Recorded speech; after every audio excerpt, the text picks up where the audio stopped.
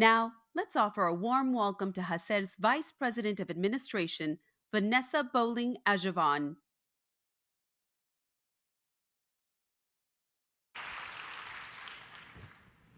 Welcome to our last session of the day, owning your voice when you're the only one in the room.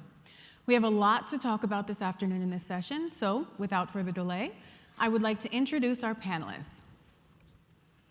Our first panelist leads State Street's inclusion, diversity, and equity strategies, as well as their workforce development and affirmative action strategies, focusing on equitable access and opportunities for all. Prior to joining State Street, he was a managing director and co-founder of Foster & Francisco, LLC, an executive search firm and diversity consulting firm based in Boston. He has also led recruitment and relationship management functions at Bank of America and Fidelity Investments. Please join me in welcoming Paul Francisco.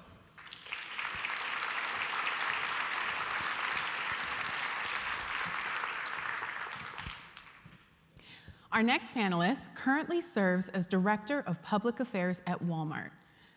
He launched Walmart's first influencer-based reputation management initiative and is also responsible for Walmart's outreach efforts in the Latinx and LGBTQ+ communities. Prior to Walmart, he served as Public Affairs Manager at State Farm Insurance and was also the Marketing Director of a European Union agricultural development project in his native Peru. Please welcome Pepe Estrada.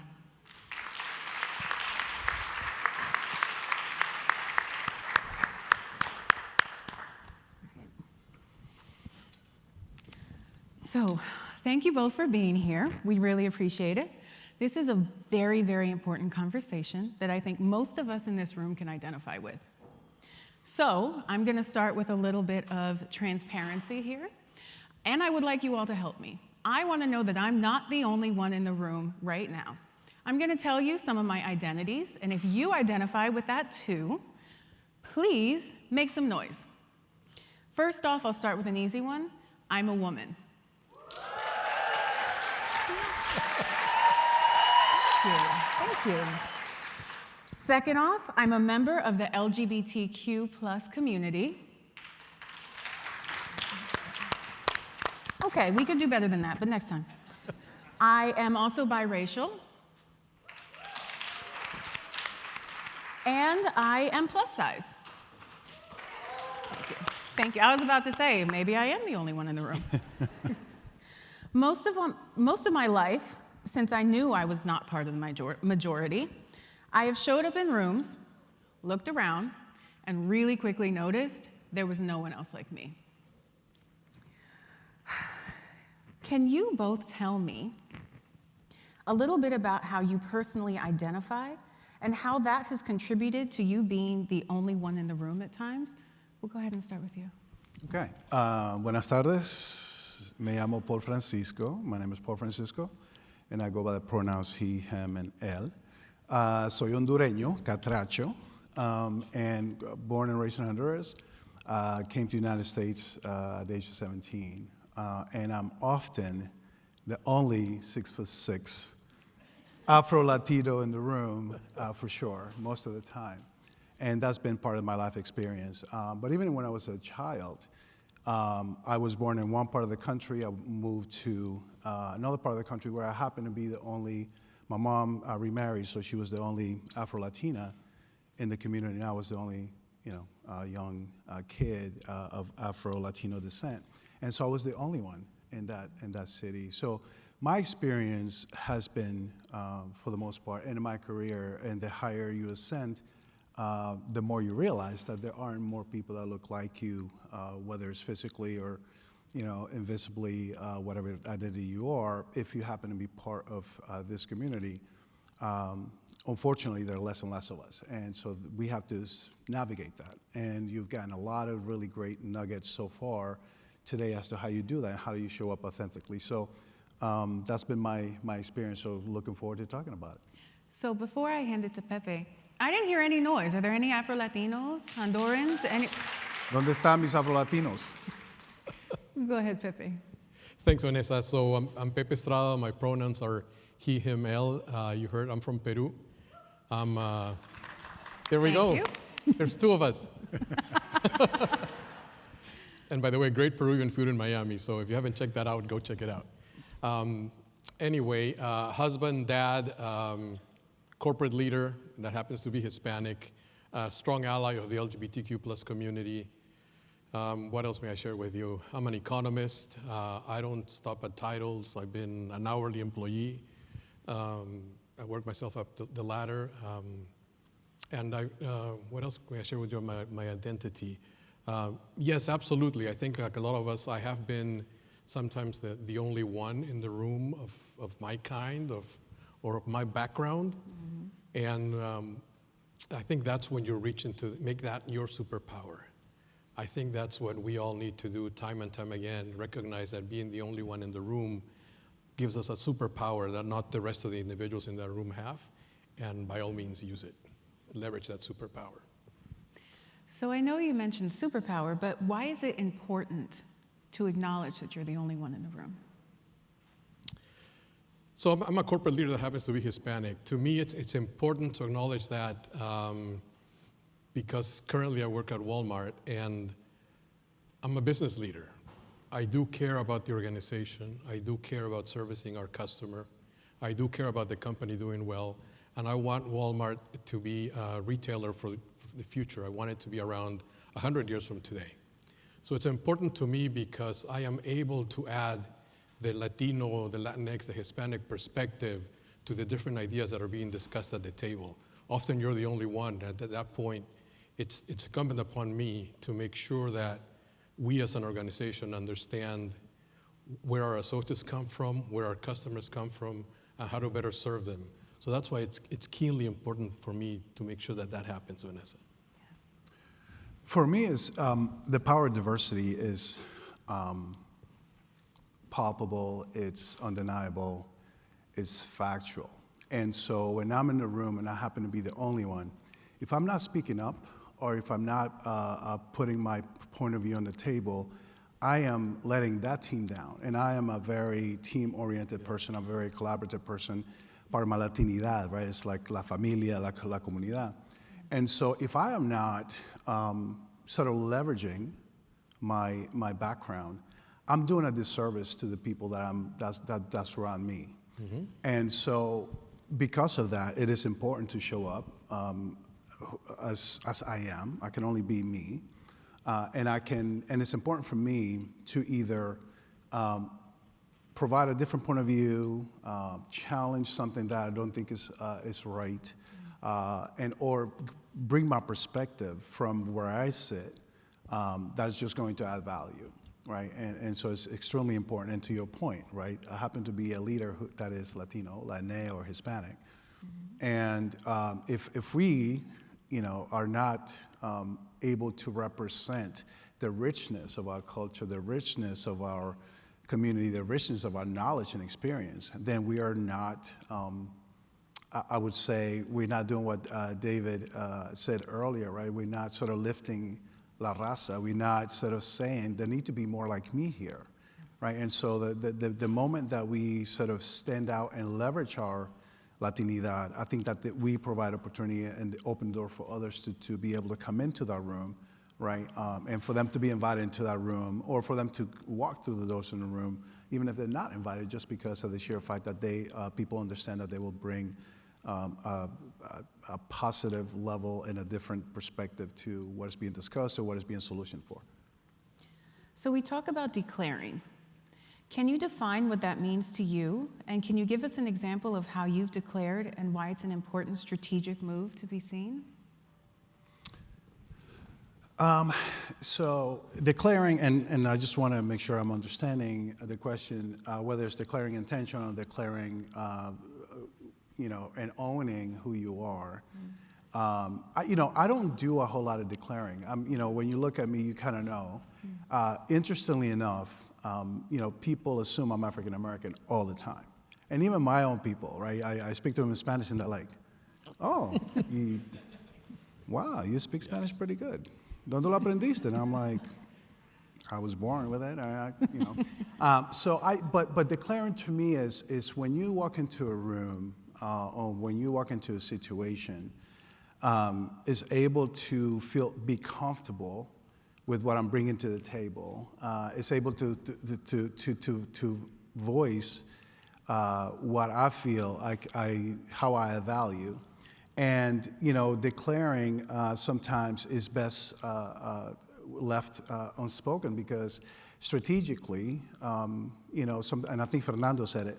Sometimes it's good to be quiet. It's good to listen. It's good to understand the context, and then you sort of put it out there as to how you are showing up or what you want to get out of the particular situation. So for me, oftentimes I don't sort of walk in with my Latinidad. I walk in as a leader, as a person who's part of this group, as someone who has something of value to add, and then I start to figure out, all right, what is it that I can use? What is the toolbox? What can I take from here, right? And I don't, Fernando talked about, sometimes you use the thicker accent and sometimes you use the Univision accent, right? So, but that's just being strategic as to knowing your audience. And sometimes you do want to declare right away as to, who you are and what you're all about because that's your people and you have developed that trust. In most situations, right, we either haven't developed that trust or that trust or we don't trust the people necessarily that we're with. So sometimes for me is let me understand what the context is, let me understand what the situation is, and as appropriate, I'm going to then sort of show up. Now, there's some things that are that I'm very definitive about and that I don't hide, right? So again, my identity is very important to me. The fact that I am Latino is very important to me. I'm always proud and I'm always sort of using an opportunity to educate people about, who I am. And I'm actually using an opportunity to educate people about the Afro-Latinx experience because it's very different than most of us who are not Afro-Latino presenting. And so even with our own people, I had to sort of, highlight some things that might be different for me and as I grew up than they might have been for them. And so from that perspective, I'm proud, but I am not, walking around with a Honduran flag all the time. I would, but I wear the colors though. Okay. That's why I like blue. So I agree 100% with what Paul says. What I'll add to that is that I'm very careful in doing my homework before declaring and making sure that I show up in a very effective way. So when I first joined the company, what I did, because I have not worked retail, not for an employer, I've done it on my own as a kid. So I made sure, and I got buy-in from my leadership team, to work at a Walmart store, to work at a Sam's Club, because we own Sam's Clubs, and to work at a distribution center. So I know how to put a pallet for the return center. I know how to zone a store. I've learned a bunch of things working in the stores. But that, and then always looking at what was happening at store, club, and distribution center from my own perspective as a business leader that happens to be Latinx or Latino. All of that homework allowed me then to show up at the right time and be able to declare with authority. So it was no longer opinion, it was no longer emotion, it was no longer, oh, of course he has to say that because he's from Peru.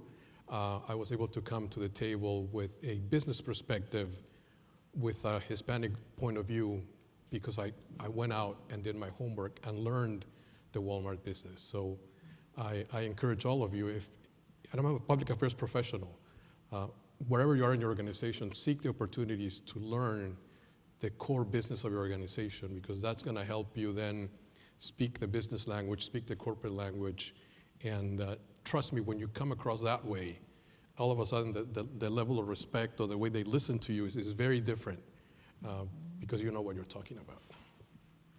So I don't know if it's happened to anyone in here, but I know it happens to me all the time.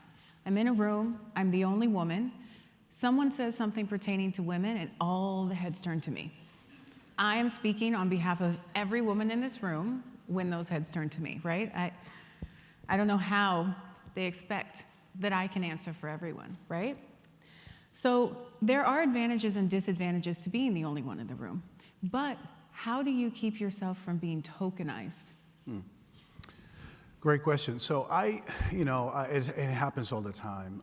Again, right, last 2.5 years doing the sort of unfortunate murder that happened 2.5 years ago, George Floyd. Again, I'm in the room, I happen to be the chief diversity officer, so of course people ask me some questions, but then they'll ask me, Paul, how do you feel, as an African American? And I said, well, and I use that opportunity to correct them, to say, I can't tell you how I feel as an African American, because I'm not African American, I'm Afro-Latino, but I can tell you how I feel as a black man, right? And, oftentimes it's the same. But I just wanted to make that distinction. I want to take an opportunity to educate folks that our, diversity and our I would say background is so diverse in just all of us, right? So, there were only 2 Peruvians that clapped. There were only 2 Hondurans that clapped, right? Because we're so vast and varied in our own region, and so different in some cases that if we don't affirm who we are, and if we don't sort of try to educate people on who we are, oftentimes we are our own fault for being tokenized, because then we accept, if we don't correct people, then we accept that all Latinos are the same, right? Or that we all are from a particular country, or that we all represent the diaspora, that we all are. And so I think part of me preventing myself from being tokenized is really asking people, well, do you understand the difference, right? And did you know, right? And so I almost approach it from that teaching perspective versus,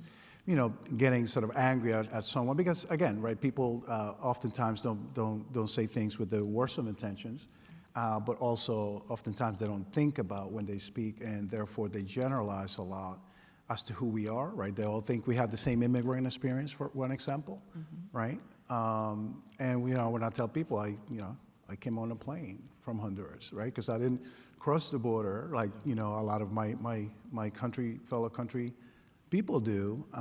It's again, it's an opportunity to make people realize and understand that I am, my experience is my own individual experience, and my experience is not the same as 5 million other Hondurans, right? And each of you have your own unique experiences. So, in a way, you are one of one, right? So, but that doesn't give anyone the right to make you a representative for a whole race, for a whole community, for a whole country, for a whole demographic.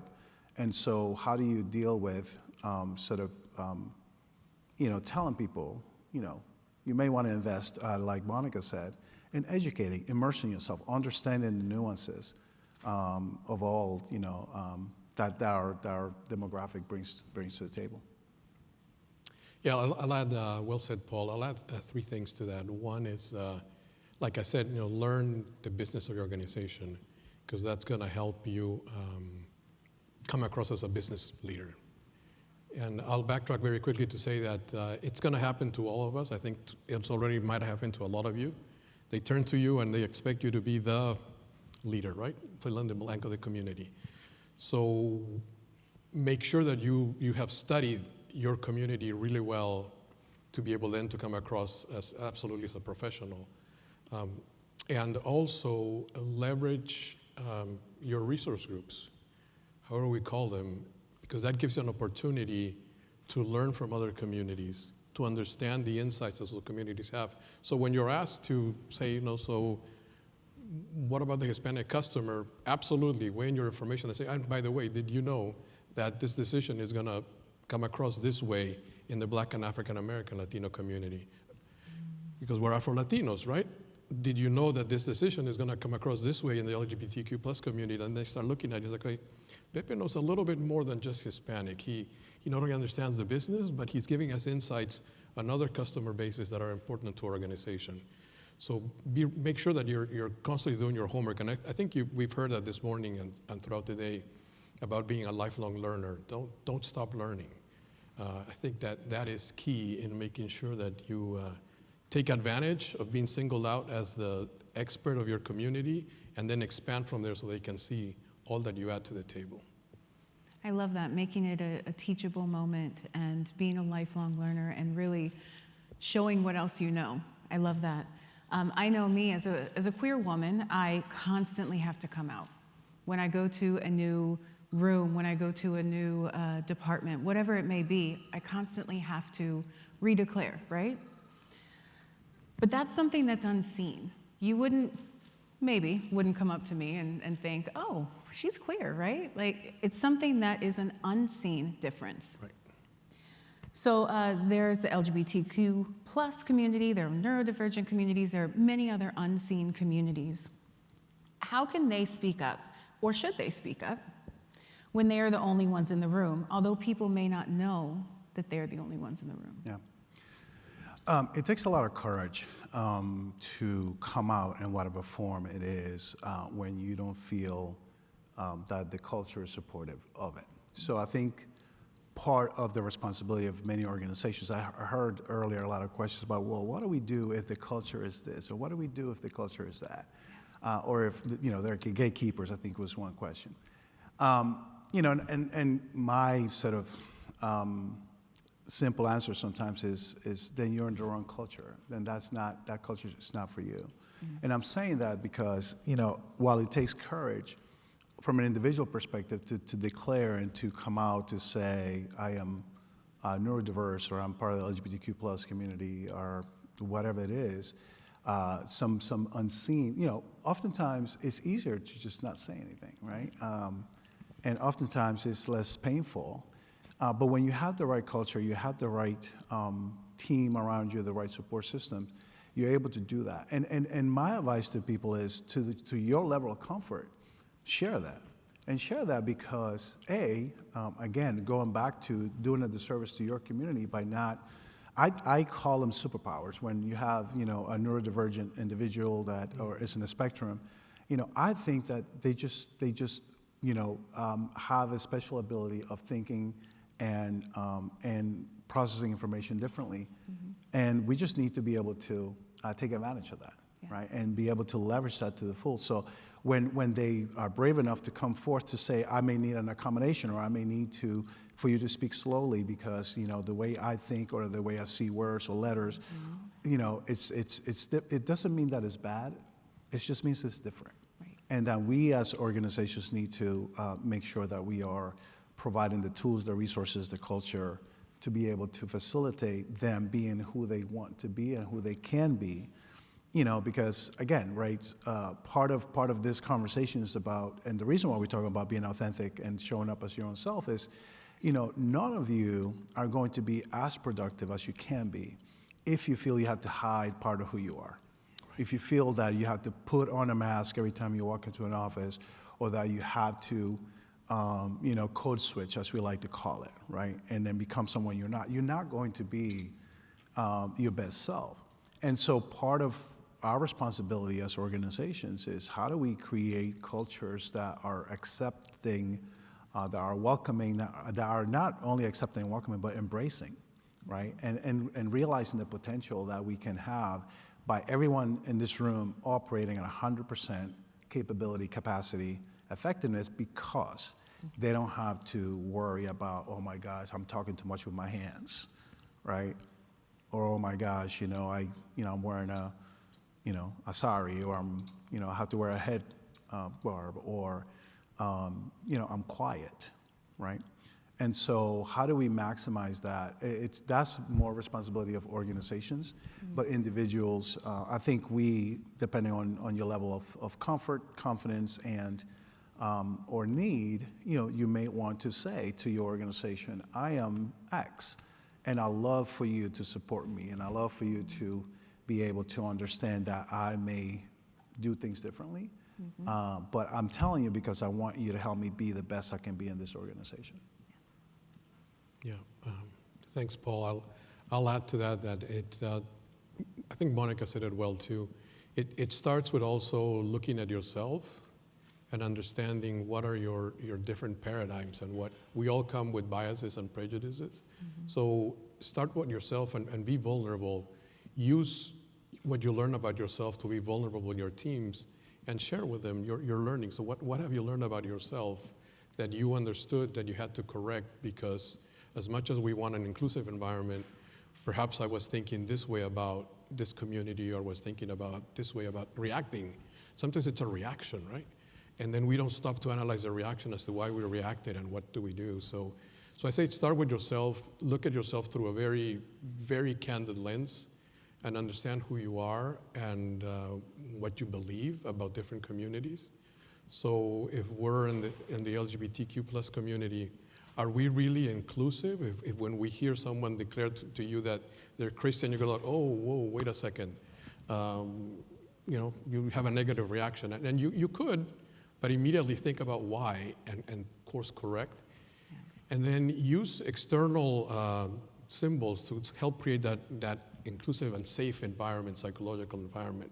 At Walmart, we have pronoun pins. So in the office, you see me walking around with my pronoun pin. You see me walking around with my ally pin, which I switched suitcases. I was at an Out and Equal workplace summit last week. I'm on their board of directors. And then switching luggage, I forgot my ally pin. Otherwise, I will be wearing it.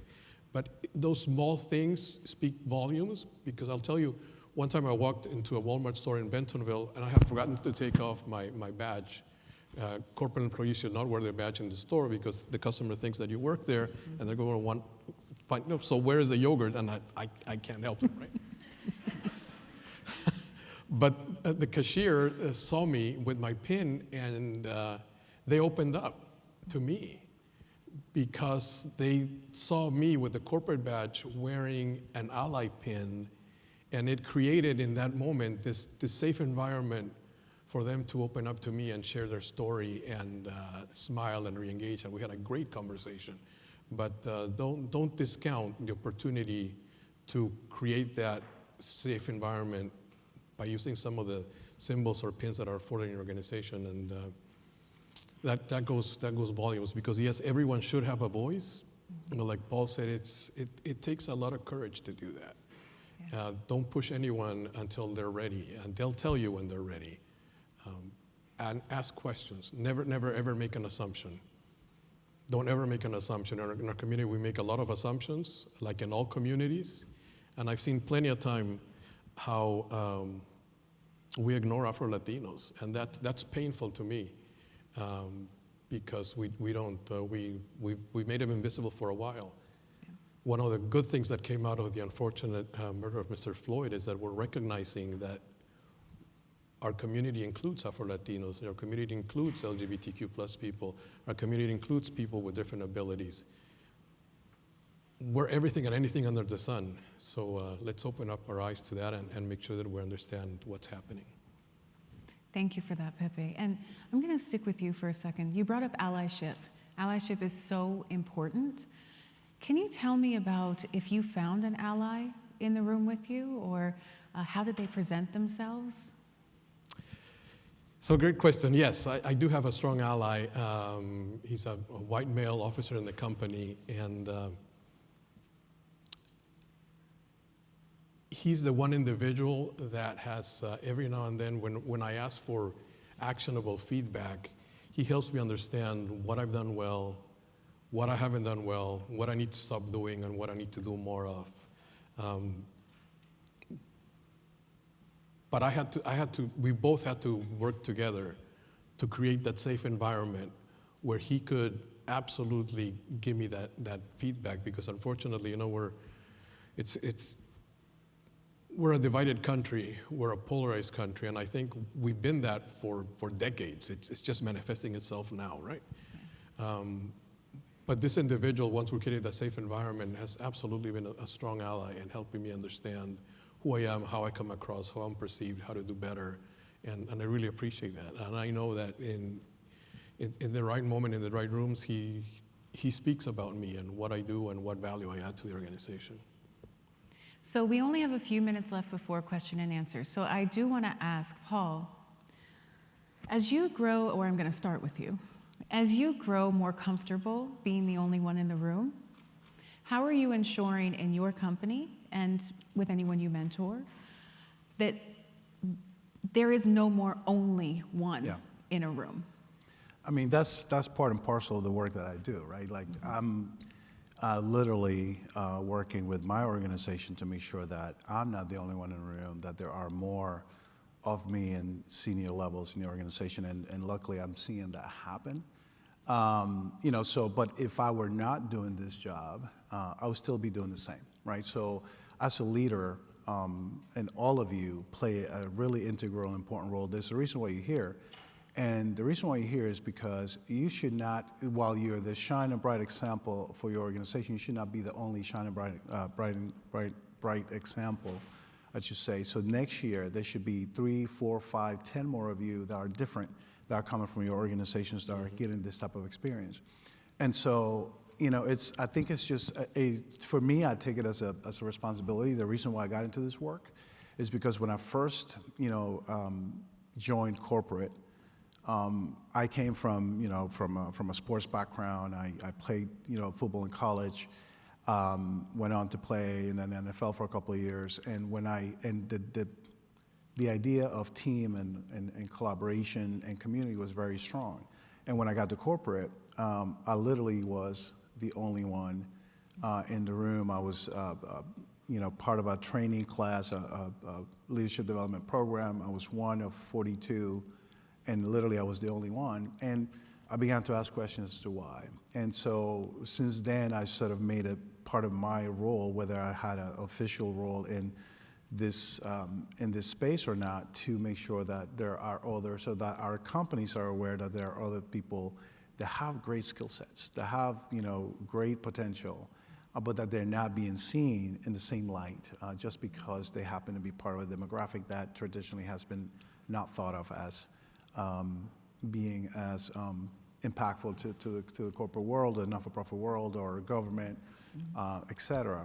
And so I think it's incumbent upon each and every one of you to figure out, who you throwing that rope to, who you mentoring, who you coaching, and to steal Fernando's, who are you caddying for, right?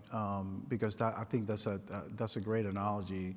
And so if you're not, sort of warning people, if you're not telling them where the wind is coming from, and if you're not sort of saying, hey, just watch out for this person, or if you do this, in my experience is what was going to help you, then you're sort of, quite frankly, being very selfish. And I think that as a community, we need everyone to advance our cause, if you will.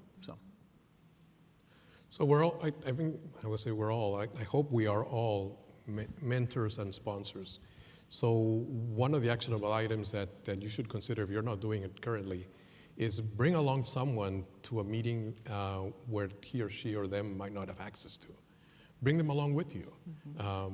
Before doing that, make sure that you're acting as a mentor and preparing that individual to understand the meeting, what's going to happen, and how they might add value. Just recently, about 3-4 weeks ago, we had a meeting with the Consul of Peru based out of Dallas. Peru is an important country for us because we source quite a few items from there. So I brought a mentee to the meeting. She has expertise in HR, and I knew she was going to shine. I invited her to the meeting. I used my social capital to make sure that she had a seat at the table, and she did exactly that. She did the organization proud. But use your social capital to bring someone along with you to the table, to a meeting where they might not have access to. Prepare them, but add them to the table, and sit back and enjoy the ride, because they're gonna make you look good. I love that. So, are there any questions in the audience? I can't see, so.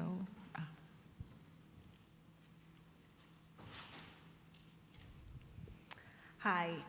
My question is, first of all, I wanted to say I'm really pleased that we're talking about the diversity within our Latino communities. And I know a lot of companies have decided, diversity is really important. We want to ensure that we're increasing the number of Latinos, and they put this goal up and they say, look how amazing we are. We increased by 5% or 2% or whatever it is. But when you look at who's actually getting promoted, a lot of them are white passing Latinos, they don't have accents, so we're not really digging into the nuance of who's actually getting promoted or hired into leadership roles. So my question is, how do we ensure that our DEI initiatives look at that nuance? Yeah. I mean, that's a really good question. We started looking at trends and started analyzing, because typically companies start with a big bucket of diversity, and then so they throw everyone in there under the employee of color category or whatever you want to call it, diverse employees. But then when you start to look at what we started to find were that certain communities and certain demographics were, advancing faster than others, right? So our Asian colleagues were advancing faster, than our Black or Latino colleagues. Within the Latinx community, I think you're right. I think that there are, and that's why it's important, to self-ID, right? And to figure out, because if I may consider myself, Afro-Latino or biracial or whatever the category is, then you start to analyze, all right, are we sort of, even though we might be hiring or, onboarding more Latinos, is there a particular type that we are sort of, favoring? And then that goes back to, are there white percent and Latinos, right? Or self-ID as white percent and Latinos, and then you course correct. I think a lot of companies are more mindful of that. Not all, but that's starting to become more and more of a trend where you're starting to see the data and the analytics behind this human capital movements be a lot more precise, and then you sort of go in and tackle that particular issue as it comes. But it's more work to do for sure. And a lot of times there's a lot of Latinos that don't self-ID or ID them, or self-ID as white, not Latino, and that's another issue that we have to worry about. One thing we did at Walmart, we call ERGs associate resource groups, but back then it was the Hispanic resource group. Now we call it a Latinx network. But one of the things so we took action. As an organization, we created a development program called Gateways, focused exclusively on Hispanic or Latino associates at the senior director level to help them equip with better tools and be more competitive for the next role. We have a lot of talent inside our walls that look just like us, and we leverage that network to create what in my opinion is a best-in-class development program, to the point that it's now expanded to include other resource groups. And recently it was made part of one of the organization's core development programs. It's now housed under our leadership development organization. So now it's part of the Walmart DNA, but it's still a program focused on developing high potential, highly talented leaders of color to make sure that they're ready and for being a competitive candidate for an officer position. So there's multiple ways in which you can tackle the problem, but we decided to take it on and make it happen. I believe we have a question from the live streamed audience. Jose Rodriguez, Senior Creative Strategist at Target, asks, how do you go about getting compensated for those dimensions of difference that you bring to the work? Good question. It comes down to performance, right? Like no one's going to compensate you just because. I hope that people are not doing that, and I hope that you're being compensated, or that your opportunity to advance your career has to do primarily because of your performance. And all being equal, obviously your diversity should be able to be a factor in saying, I have a team of all X and I need to add diversity to it. Now, again, from a compensation perspective, I think one of the differentiating things that we are starting to look at is if you do serve on an ERG, on the board of an ERG, if you do serve on a board externally for us as an ambassador, if you volunteer to go and recruit at HSIs, right, Hispanic Serving Institutions, or HBCUs, et cetera, those are the type of things that you're doing as an extra in your workplace that are adding value to our organizations that should be recognized and should be compensated. But performance obviously is key. and then leveraging, that to raise your hand to sort of say, and it's kind of interesting because this group of leaders here, how many of you actually serve on a board, not-for-profit board outside of your organization? Very few hands. Very few hands. And what I've learned is throughout my career, I sit on a couple of not-for-profit boards. That's such an accelerator of career, of network, all right? So talk about strategic networking. Most of the people that sit on these boards, are not-for-profit boards, are senior executives in other organizations, people that can be sponsors. I sit on a board, on 2 boards that are CEOs that are my CEO's peer, right? And so if I strategically want to send a message, my mic cut off. If I strategically want to send a message to my CEO, I do it to them because I sit with them on boards. We still have time, so I don't know why my mic cut off. I'll add to what Paul said, performance for sure, and then volunteer for projects that allow you to use that particular tool that you have. Sometimes it's not convenient, we're all busy, it's uncomfortable, but I'm just going to make it up, right? If your company is going to develop a retail site for the Italian market in Italian language and you happen to know Italian, raise your hand and volunteer. Find time to do that. You're going to be, so you're adding value to the organization above and beyond what you're expected to, and more times than not, leaders pay attention to that, and that leads to bigger and better opportunities. So we have time for one more question. Is there another question in the audience?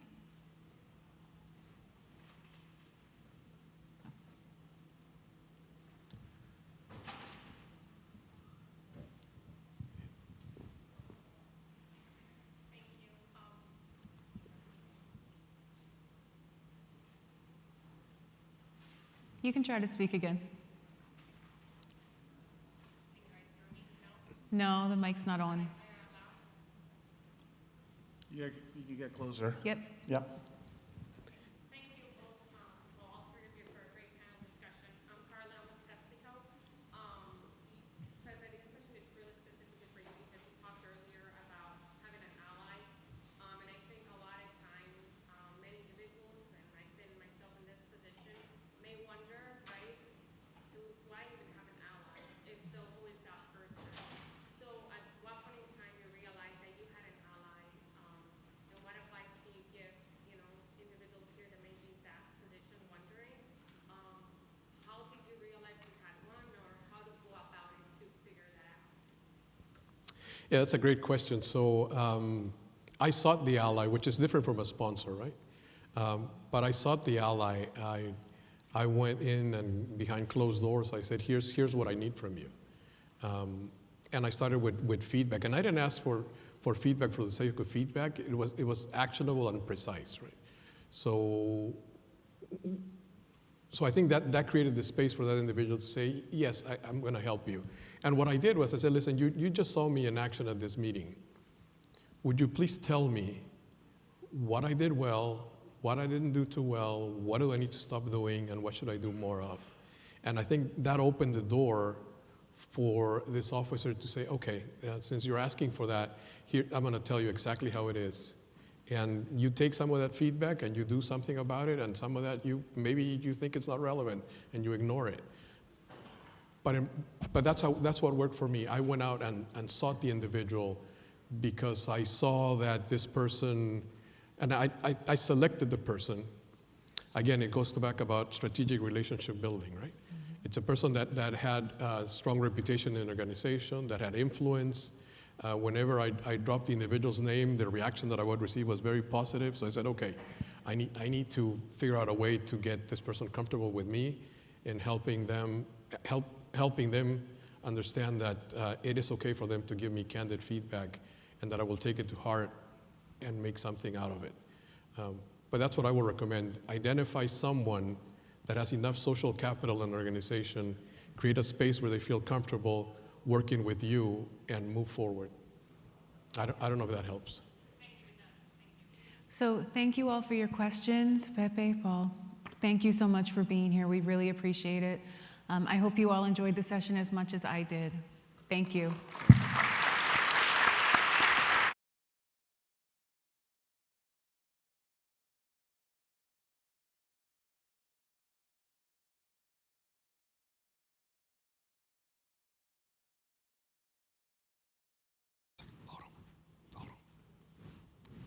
Photo. Yeah, in the center. In this.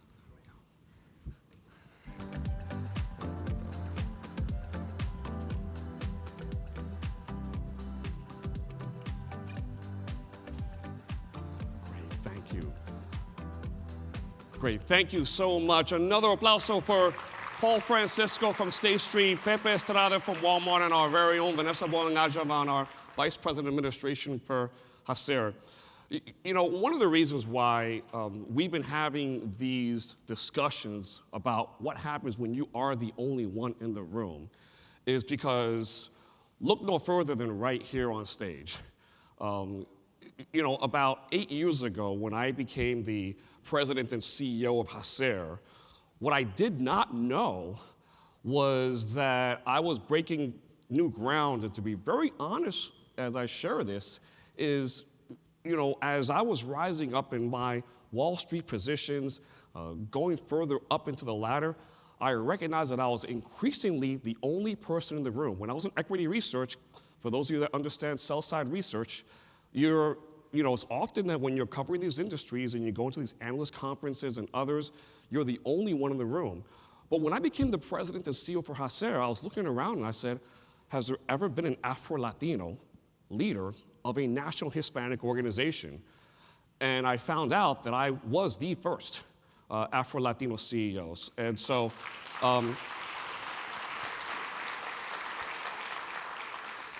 you know, I'm proud to say that I'm no longer the only Afro-Latino CEO of a national Hispanic organization. For those of you that know the Congressional Hispanic Caucus Institute, Marco Davis, un hermano who's Latino, Mexicano, Jamaican, is now the CEO for CHCI. And, you know, this happens so frequently for all of us.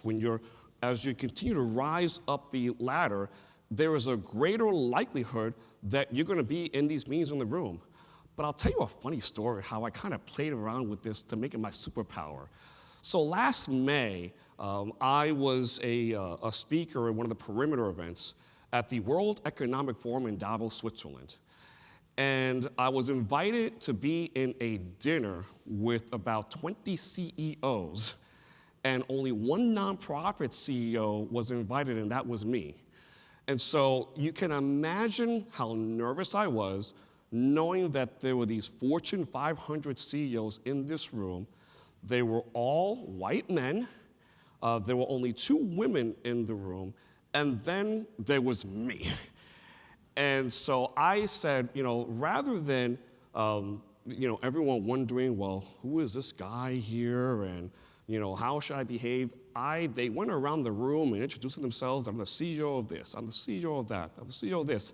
And then they come to me and I said, mi nombre es Sid Wilson. Soy Latino Dominicano de pura cepa. Soy presidente CEO de Asociación Hispana para la República Cooperativa. I'm here at the table with all of you, ya tú sabes. And then I said, you know, if you didn't understand what I just said, you know, I think everyone should take out their Google Translate and understand, because I want you to know that I know you know that I'm the only one in the room. And so when I speak up, just understand that I'm speaking up in a level of comfort. And what I think the panelists shared is so important, because first I had to observe and say, who is here? Oh boy, this is Fortune 100. This person's Fortune 50. This person's Fortune 150. And just to understand, so that way when it was time to be able to speak up and, as we shared, declare, there was that level of comfort. Because for me, that was an icebreaker. I says, now that you know I'm Black Latino, let's get to work.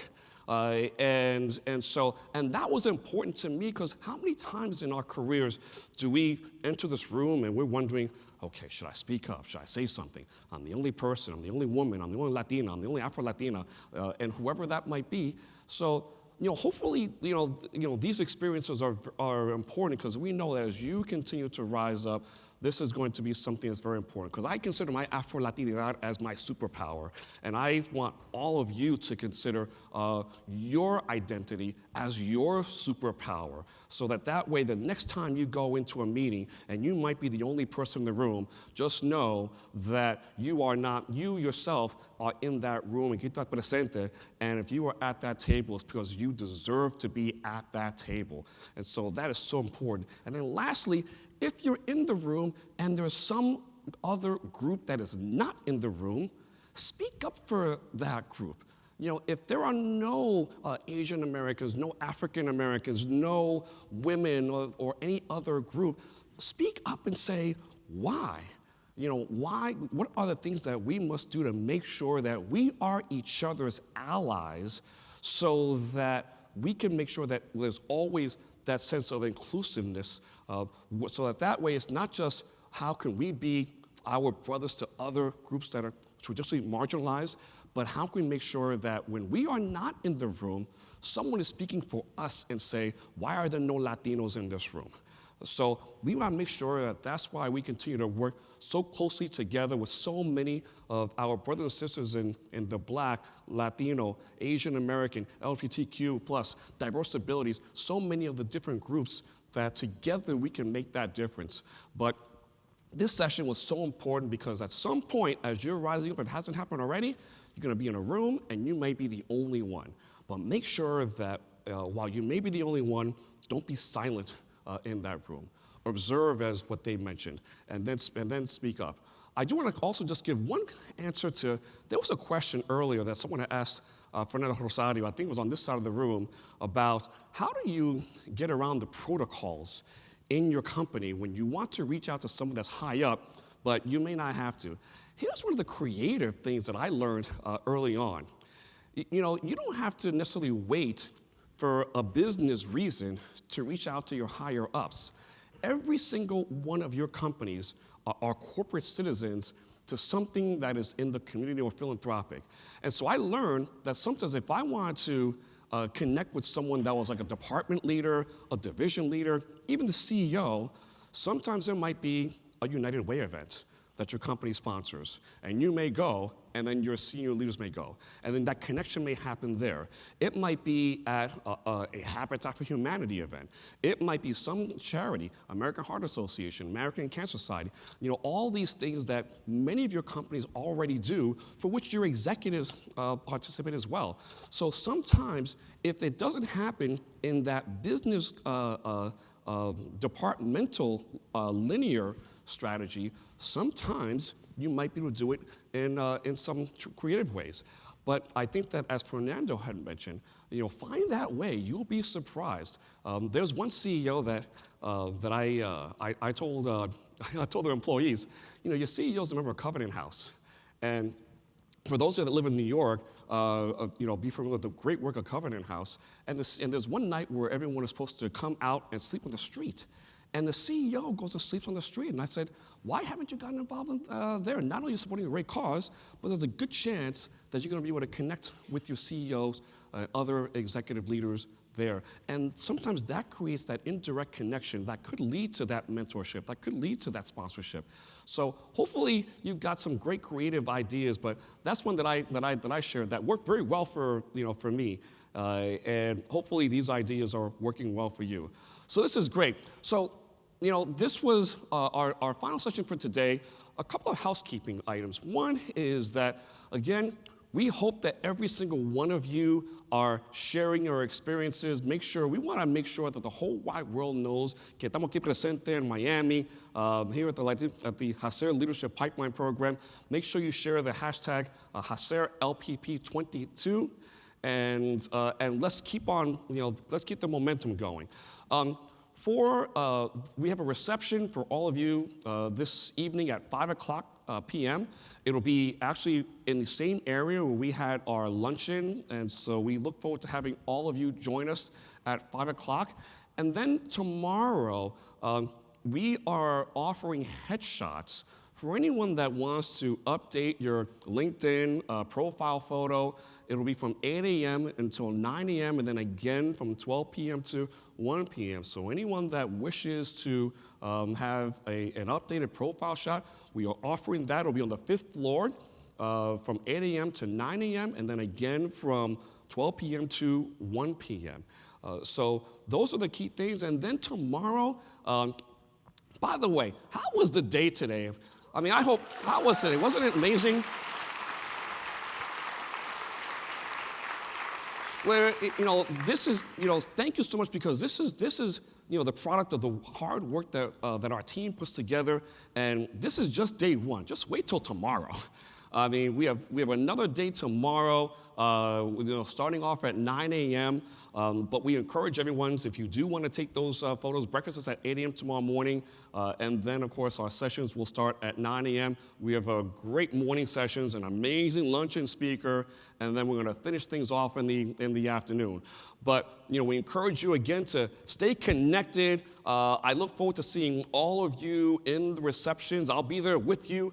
And, que siga adelante, mi gente, because you know what?